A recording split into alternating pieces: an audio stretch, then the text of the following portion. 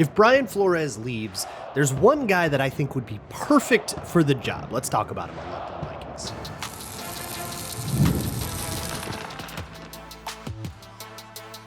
You are Locked On Vikings, your daily Minnesota Vikings podcast, part of the Locked On Podcast Network, your team every day. What's going on, everybody? Welcome to the Locked On Vikings podcast, where we're always trying to learn something new. It's part of the Locked On Podcast Network, the #1 sports podcasting network. Today, I wanted to get to a question that I think I've been asked in every mailbag for the last 4 or 5 weeks since it was kind of made clear that Raheem Morris would be ousted as the Falcons head coach. And it's, does Raheem Morris make for a good DC candidate? The answer to me is a definitive yes. I'm going to spend the whole show defending that. To put it shortly, I think he's a great fit with the Vikings roster. He already has a lot of ties with Kevin O'Connell and the Vikings staff in general. I think he's built in the same way to match the philosophies that Kwesi and Kevin O'Connell hold so dear. And he's got a lot of adaptability to help him be a long-term option. Plus, as a head coach of a two-stint head coach that lasted 3 years the first time and 2 years the second time, I don't think this is a guy that we have to worry about getting poached every single year and then creating more continuity issues. So I'm going to go into all of those points in a lot of depth. We'll talk about Raheem Morris's scheme, why it fits the players, and his history, and why it fits the Vikings. Firstly, though, this is not me saying that Brian Flores is gone, it's a done deal or anything like that. I have no reporting to share with you. Last I heard, he had done his interview with the Steelers, his in-person interview. He had done an interview with the Ravens. He's interviewed with the Commanders, and I believe the Cowboys want to interview him, but I don't even know if that one happened. The Commanders interview was a DC interview, which is a little bit odd because of the contract situation, but that's basically all we know, and that's all we've known for a little while now. So we just have to wait for the Steelers and Ravens to make their calls. My guess is that the Vikings have some kind of handshake in place with Brian Flores, and if the head coaching well dries up, he'll put pen to paper on that, and they have, I think, a pretty good agreement that Flores will not take another DC job. However, going and interviewing for one could be a leverage tactic, or I could just be wrong about that. But either way, we're still in very wait-and-see mode. I wake up every morning in a cold sweat looking at my phone to see if the news has dropped that Brian Flores is the new head coach of the Pittsburgh Steelers. But for now, let's assume the worst. Let's assume that happens. Let's assume that Durante Jones goes and takes a DC job elsewhere and that the Vikings are left high and dry. Let's say they don't even get the chance to promote from within the way that they want to. And instead, they have to go out for a new guy. Well, what's the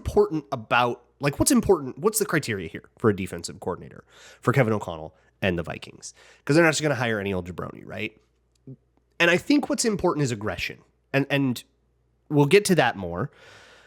But I also think where the franchise is at right now, where they still believe, you might not agree with them and you don't have to, but they still believe that this is a team on long-term the right track, that 3-4 years from now, this is going to be the team with Kevin O'Connell at the helm and whoever they hire running the defense, and J.J. McCarthy at quarterback and Justin Jefferson racking up 1,000-yard seasons like that. They still believe that that's going to be the case. So they are still trying to play for the long term here. They're not band-aiding things over for just one more year with the old guy. It's not that, right? They still believe that they are building something stable.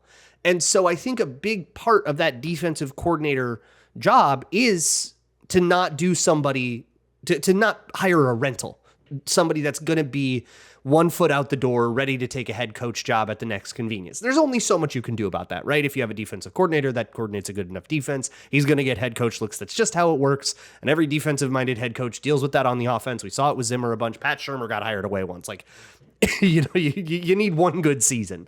But to the best of our ability, if we can get somebody that can be the Steve Spagnuolo to Kevin O'Connell's Andy Reid, we want that, right? Let's go over Raheem Morris's history and why I think it works really well. And I'll start this history in Tampa Bay, where he was first a head coach from 2009 to 2011. It did not go very well. The Bucs were not a powerhouse during that time, and he was fired. It was a setback in his career that he didn't really get a chance to rectify until 2020 when he took over as the interim head coach when I think it was Dan Quinn got fired in the middle of the 2020 COVID season. And you might remember that because his first game as interim head coach was in US Bank Stadium where the Falcons put an absolute beating on the Vikings. For all the good that hot start did Raheem Morris, the Falcons fell off. They were a very bad Falcons team that year. And he didn't end up getting the permanent job for Atlanta. What ended up happening is he took a defensive coordinator job for the Los Angeles Rams in 2021, where he worked alongside none other than Kevin O'Connell. So there is a relationship between these two guys, and Raheem Morris has been part of that McVay clique. It started in Tampa Bay under John Gruden, which is kind of the godfather of all. It's where a lot of that stuff sort of started, John Gruden, West Coast stuff, and then it sort of spun off into Mike Shanahan's Washington team around the Robert Griffin III years, and that's where McVay was there, and Shanahan was there, and Mike McDaniel was there, and Matt LaFleur was there, and Raheem Morris was there on the defensive side of the ball. When he went to the Falcons, and I talked about him a lot when the Vikings were looking for a head coach in 2022, he was one of my favorite candidates, because when he went to the Falcons after that Washington total teardown and everybody in Washington got fired and they all went off to their next chapters where they would become the greatest stable of head coaches ever. Great staff clear out, but Dan Snyder. Raheem Morris went to Atlanta and started working on the offensive side of the ball. So he has the rare experience of being an NFL coach that has worked on both offense and defense. You do not see that a lot, and I see that as a very valuable experience. Now, obviously, it didn't work out very well for Atlanta when he did finally get a head coach job in Atlanta for real, which was last year, and he only lasted 2 years and it was over. And what's going on in Atlanta is kind of crazy. I kind of don't think it was on him. I'm still defending him a little bit, but either way, he has a really interesting stable of experience, but schematically, it has turned him into something of a chameleon because he took over in Los Angeles for Brandon Staley, who was running Fangio-style stuff, and they had a team set up for Fangio-style stuff, so Raheem Morris ran Fangio-style stuff. It was hard for me to figure out information about how Raheem Morris's defense worked in Tampa Bay in the years where he was head coach, because he went straight from defensive backs coach to head coach. So he never was a defensive coordinator before he was a head coach, except 1 year at Kansas State, I guess. Who cares? He only had the experience there at the college level, so he, interestingly, as a head coach, never had a defensive coordinator on staff, which, if you remember from back then, was a bit of a controversial thing. That defense in that time was totally his thing, but unfortunately I couldn't figure out exactly what his strategy was, and it was also 15 years ago, so it's not that relevant anymore. What's relevant to me is that he takes over in Los Angeles in 2021. They win the Super Bowl with the Fangio-style defense with Aaron Donald in the center of it. And they run that for 3 years. It's a lot of cover six. It's a lot of light boxes. And then he goes to Atlanta and he runs the same thing in Atlanta in 2024. And it wasn't great. It was not a successful year for the Atlanta Falcons. That defense underperformed. And so in 2025, he took a bunch of Flores stuff. He started running hot quarters, as Cody Alexander likes to call it, that six-man coverage, five-man blitzes. He started bringing in safeties off the edge a ton. He started being way more aggressive. The Vikings in 2025 blitzed the most in the league, which is a title that should belong to Brian Flores. But second most was Raheem Morris and the Atlanta Falcons. So he looked around and said, this isn't working. I'm doing something else, and kind of pulled it off, turned the Falcons defense into a pretty average unit and had a couple of really exciting young players in there. And if you're the Falcons, you feel okay with whoever's going to be DC next. There is something to the chameleon of it that I think makes him a really interesting candidate here. But I'm not nearly done talking about that scheme and what changes about it and how his relationships in Minnesota matter. All that next on Locked On Vikings. Today's episode of Locked On Vikings is brought to you by DripDrop. Kicking the year off feeling good is the goal, and honestly, hydration is the easiest win you got. When you stay on top of your hydration, your energy, your focus, your mood all level up. But let's be real, sometimes plain water doesn't cut it, especially when you're grinding through long days, hitting the gym, or just trying to stay consistent with your health goals. That's where DripDrop comes in. Doctor-developed, proven, fast hydration that helps your body and mind work better. Think clearer focus, better energy, elevated mood, and even that fresh skin glow. It's a science-backed formula that's trusted by firefighters, medical professionals, and over 90% of top college and pro teams because it rehydrates you faster and more effectively than water alone. They sent us all a little sample for doing this, and it's been very clutch for me. If you can tell, I'm a little under the weather, and boy, staying hydrated when you are sick, very, very important. So thank you to DripDrop for that. Right now, DripDrop is offering podcast listeners 20% off your first order. Go to DripDrop.com and use promo code LOCKEDONNFL. That's DripDrop.com, promo code LOCKEDONNFL for 20% off. Stock up now at DripDrop.com and use promo code LOCKEDONNFL. Today's episode is also brought to you by Robinhood. What if sports were traded like markets? Now you can put your sports IQ to work in real time with Robinhood prediction markets. It's not you against the house, it's you participating in a live market. You can buy or sell your positions live all game long. Use your sports knowledge in the moments that matter. Robinhood prediction markets changes the game. It's people moving the action, so when momentum shifts, you can move with it.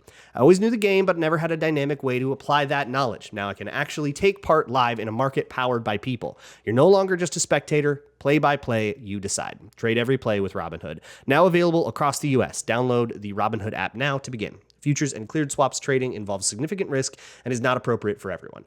Event contracts are offered by Robinhood Derivatives, LLC, a registered futures commission merchant and swap firm. Thanks so much for making Locked On Vikings your first listen of the day. If you're an everydayer and you just want to listen ad-free, you can. You can do that at the Locked On Everydayer Club. Go to lockedonvikings.supercast.com, and for $5 a month or $50 a year, you get Locked On Vikings ad-free, and you get special access to a Discord server and much more. Let's talk a little bit about aggression. I am very happy that Raheem Morris was given, showed a propensity for aggression. Aggression is key to the Kwesi and Kevin O'Connell era. If you don't understand their principles of aggression, so much of what they do is going to seem random and nonsensical. But these are two people that embrace risk and are very on the same page about it with each other in a lot of different ways. And Flores is so perfect for that. And I so hope he does not leave. But if he does, the replacement for him has to embrace that idea of aggression. 2 years ago, I wouldn't have given Raheem Morris a second thought about Vikings DC. He was running the same the same scheme that had gotten Ed Donatel fired. He was in that tree. You didn't want to be that. But what Raheem Morris had in Atlanta for the first stint in Atlanta was a Dan Quinn defense. That's a lot of cover three. I mean, that's off the Pete Carroll tree. And that's got a lot of aggression in the secondary, and Raheem Morris was coaching the defensive backs. So that's teaching guys like, who's the guy that got the pick six in the Super Bowl in the 28-3 game? Robert Alford, Brian Poole. Remember that secondary? That was Raheem Morris, and it was very aggressive. So there's that kind of aggression, but it took place in a different way and used a lot of cover three, which will be important. Later in his career, in the late 2010s, when the Pete Carroll cover three stuff started to kind of give way to a more dynamic way of covering on the back end that had a little bit more matchy-matchy to it and a little bit more of like Saban-y concepts to it, that started to adapt as well. But there were machinations in Atlanta, and suddenly Raheem Morris found himself as the head coach, so it was a little different. And so to go from that to the Los Angeles Rams with Sean McVay, a friend of Raheem Morris's, they know each other, right? From all the way back in those Washington Piss Boy days. They found a way to adapt. And I think that it's really important to me that those two found a way to work together with Kevin O'Connell as the offensive coordinator, seeing all of this, being in all of the high level meetings, and seeing Raheem Morris show up, have no experience with the Fangio system, and run it so well that they won a Super Bowl. That, to me, is a massive feather in Raheem Morris's cap that will never, ever, ever go away. And to run it for the next couple of years, it kind of fell away as the Fangio scheme fell out of favor. And now just this past season, as head coach of the Atlanta Falcons, Raheem Morris decided to run something else. So this is now, I think, 3 times in his career that he's completely chameleoned into something else, depending on what the franchise that he is a part of wants, and has successfully morphed into that kind of thing. That is so valuable, and it's why I liked him as a head coach in 2022, and I still really, really like that if you can get him in to be a defensive coordinator.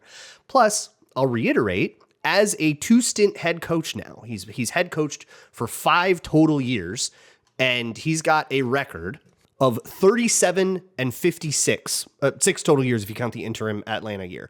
That is a winning percentage under 400, which probably is not going to get him another chance for a long time. Is that necessarily fair to him? I would argue probably not, but I'm a big fan of the guy, so I'm biased.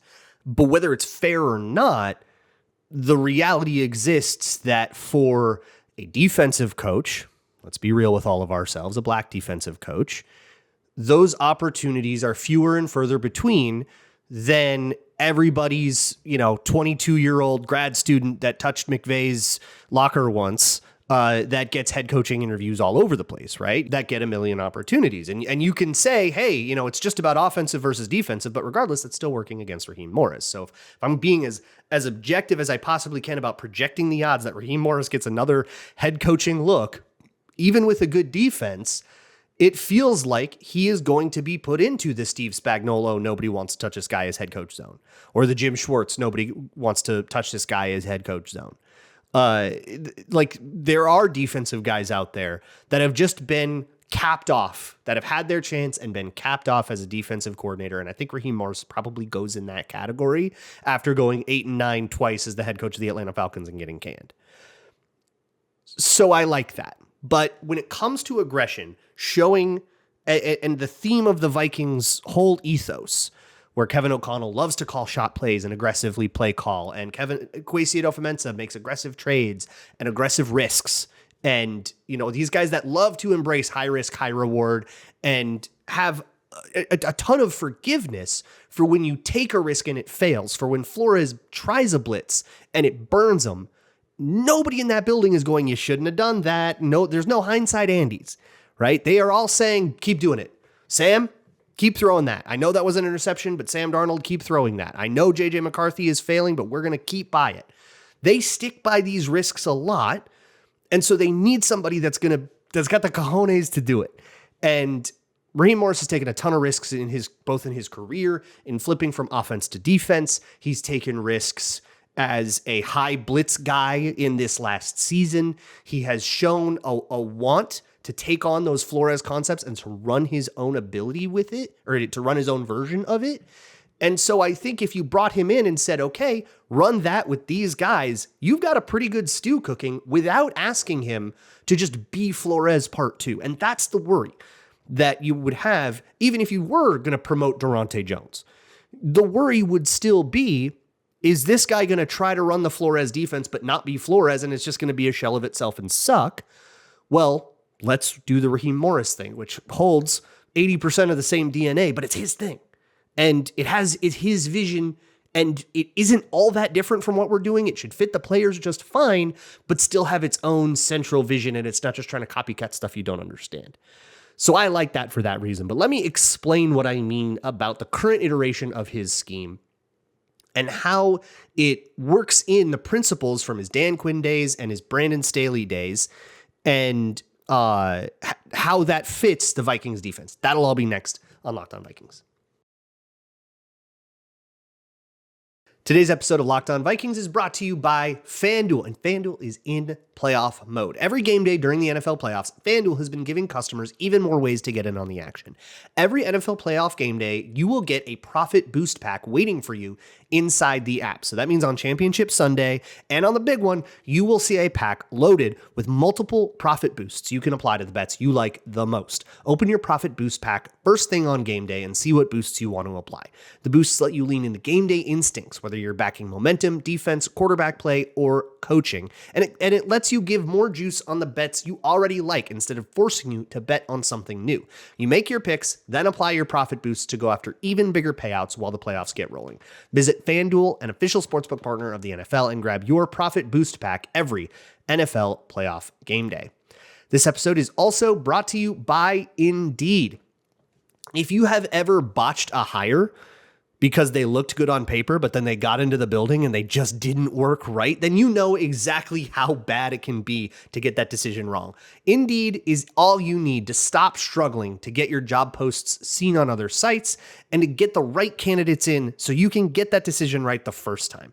Indeed's sponsored jobs put your post at the top of the page and help you reach the right candidates faster.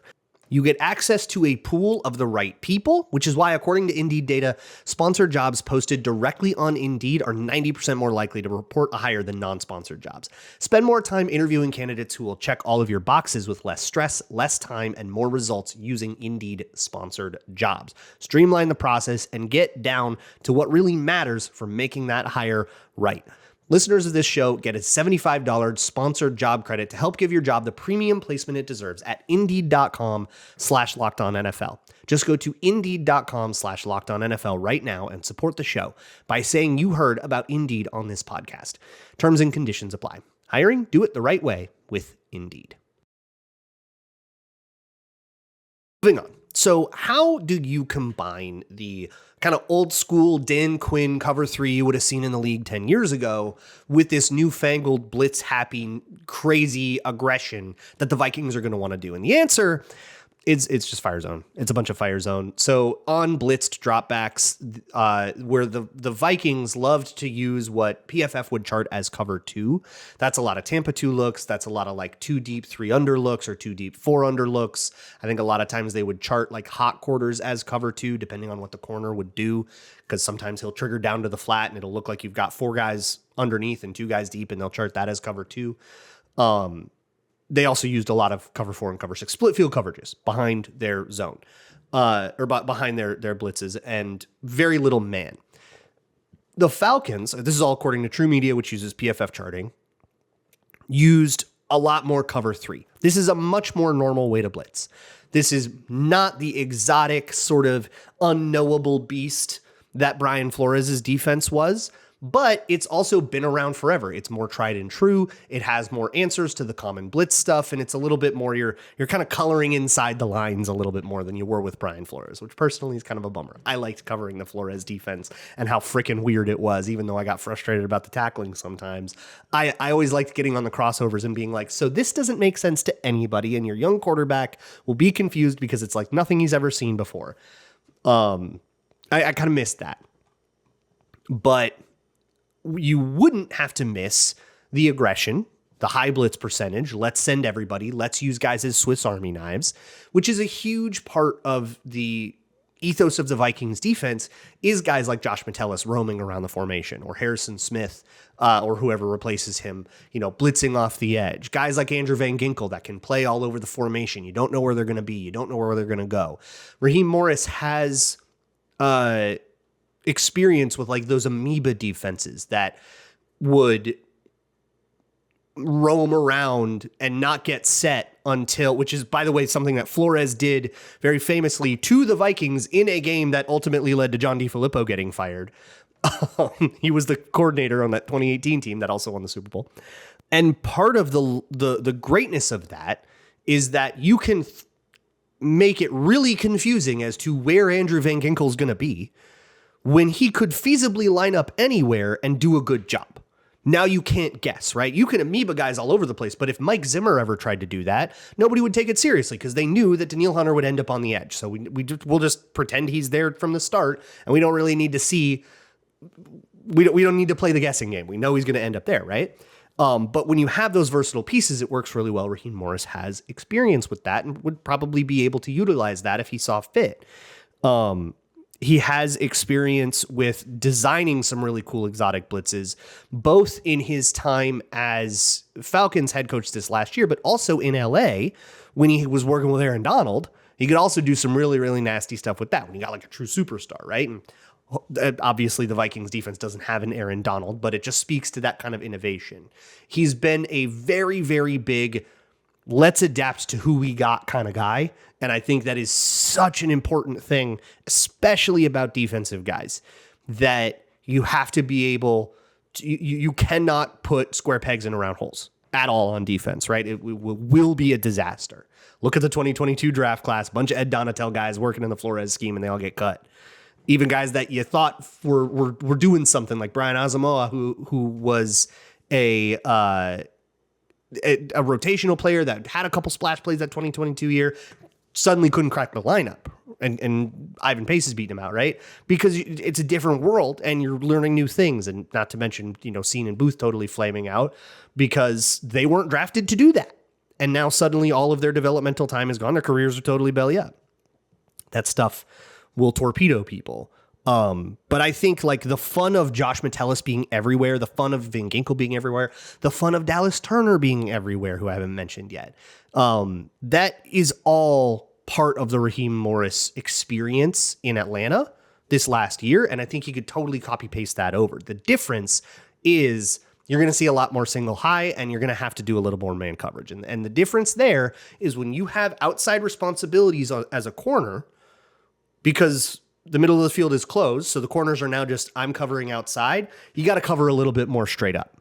You don't have as much help, so you have to really hold up a little more in coverage. So to put it more simply, you're asking the corners to cover more seriously. You are asking a lot more out of your cornerback room, and the Vikings could not afford to piecemeal together these 1 year, 2 year deal, reclamation, bargain bin type guys like they have been for the last, 7 years. You won't be able to get away with that. You need somebody that can hold up, that can cover. So I would say if Raheem Morris enters, drafting a cornerback in the first round becomes a pretty big possibility, or spending big on one in free agency if you make the money for it. And somebody that's like a true outside lockdown man corner to pair with Isaiah Rodgers, kick Byron Murphy to the inside, feel good about that room, becomes, I think, a huge priority, because if those guys can hold up on the outside and you can get a good matchy fire zone world. For those of you that don't know, fire zone is just cover 3 behind a blitz. It's 6-man cover 3, 3 deep, 3 underneath. So it's cover 4 rules for the underneath guys. So a middle zone and 2 outside zones, and a middle zone deep and 2 outside zones deep. And you get to it in a bunch of different ways. And there's a lot of really cute ways to have a guy, simulate the pressure and then back off into the flat or into a different zone. And you can play around with it a lot. But at the end of the day, those corners are going to have to cover deep and to the outside, or else your blitzes are getting beat by go routes and double moves. They have to hold up. They just have to. Especially if you're going to try to play around with stunts and longer developing blitz stuff like Flores did. And like Raheem Morris, of course, is going to want to do too. So, you're not just going to send guys all the time, right? Like that's way too easy to pick up. So that's the difference. And that's the weakness here. Is you have to ask more of the cornerbacks, and I don't think the Vikings have the horses to do that right now. Even if you like Isaiah Rodgers and Byron Murphy, you need a third one. And that guy's, like Dwight McGlothern is not a lockdown corner. He's like a depth guy at best. So, and he was not even on the active roster for a bunch of the year. So, hold your horses. So I like the idea of Raheem Morris. I don't prefer it to Brian Flores, but we don't get a lot of say in that, right? If he takes the head coach job, he takes the head coach job. And I think Raheem Morris does a great job of mitigating the loss of Brian Flores, keeping that aggressive tendency that you want to have. He has an experience that I respect quite a lot. He has a longevity. He has the potential to be the defensive coordinator for a long time, for as long as you're happy with him, to really commit to the franchise and be that long-term option that is part of the staff through however long Kevin O'Connell's tenure remains here in Minnesota. Raheem Morris could be his defensive coordinator. I really believe that, and I've always believed in the guy. I'm a big fan of him. Before I go, real quick note, Jordan Addison, his charges were dropped, or not even filed, which is there was somebody in the chat on the squad show that was claiming to be a lawyer that said that that's like a normal way to handle drunk tank tickets. I didn't look into it, but it's something to chew on, I guess, if you believe a chatter. But maybe. But either way, seems to be a pretty minor thing that is resolved now. That's it. The charges won't be filed. That's the end of it. And by the time it matters again, by the time I don't think it'll lead to any suspension or anything. The NFL will be pretty keen to just let that evaporate into the ether and go deal with whatever the next scandal is for a football player. So that appears to be the end of the thing. I'd be very surprised if there was any suspension. I will see you all tomorrow. And as always, Skol.